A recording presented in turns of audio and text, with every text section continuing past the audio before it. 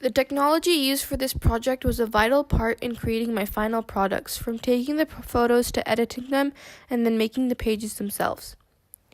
When capturing the images for my front cover and the female model's contents page image, I used a DSLR camera and the studio setup in our media classroom, which allowed me to control the exposure and shadows in the picture. For my other contents pictures and my double page spread image, I also used a DSLR camera, but without the studio setup.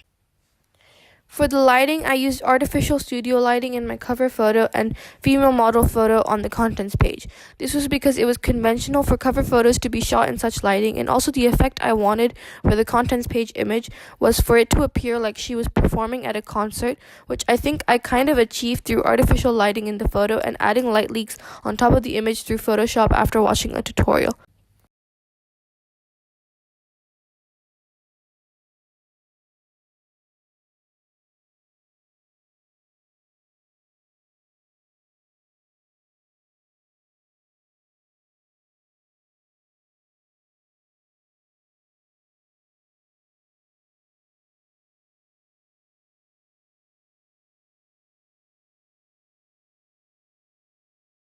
The studio setup included an umbrella box and softbox, which were connected to the camera itself. I altered the shadows and light intensity in the images by moving the umbrella light box backwards and forwards in respect to the effect I wanted the image to have. For my other images, aside from my own image and album cover image, they were taken in natural light during daytime.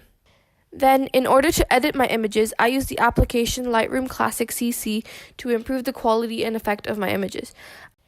At first, I played around Lightroom in order to get a better grasp of how to use it, and then when I became comfortable, I particularly preferred using the clarity, exposure, and shadows bars to improve the quality of the image and make it look more professional as well. I did this for most of my images aside from my own. When making the album cover, I used Lightroom to add a pink tint and hue to the image in order for it to look more unique and interesting than it originally was. Without Lightroom, I think my final products would have looked much less attractive to the audience and less professional as well. After I had finished developing my photos in Lightroom, I started to make my final products. I used Photoshop to make my cover and contents page and InDesign for my double page spread, and used tools such as the pen tool to create custom shapes and selections. I also applied many filters in order to make certain effects look as authentic as possible. For Photoshop, I looked at tutorials on YouTube for additional features such as creating the rip above the masthead and for adding effects on my double page spread image, which I had done in Photoshop and then transferred to InDesign. In InDesign, the design process was a bit more complicated as I couldn't use the same tools that I had become comfortable with. After adjusting to it, I began to alter between Photoshop and InDesign when it came to the double page spread image and the banner, as I had described in my previous blog post. This was because there was certain effects I wanted to achieve which I couldn't do in InDesign. Like InDesign had no brush tool, so I couldn't draw for the banner, whereas Photoshop did.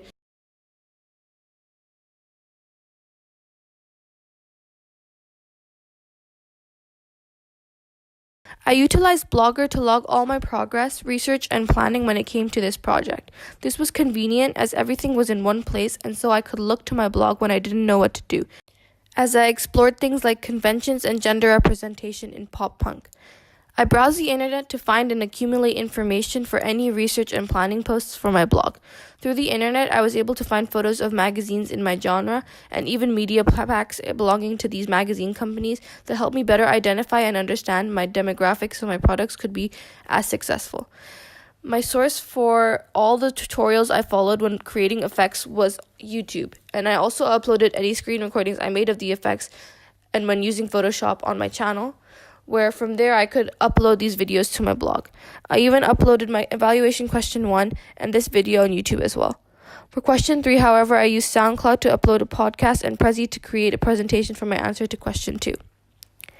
Final Cut Pro was used to create my question 1 and this question as well, in order to make my videos look much more interesting and fully explain what I was talking about through images and audio. I recorded my audio using voice memos on my phone, like I am doing now, and then emailed myself the recordings and put them into Final Cut Pro and layered images on top of them.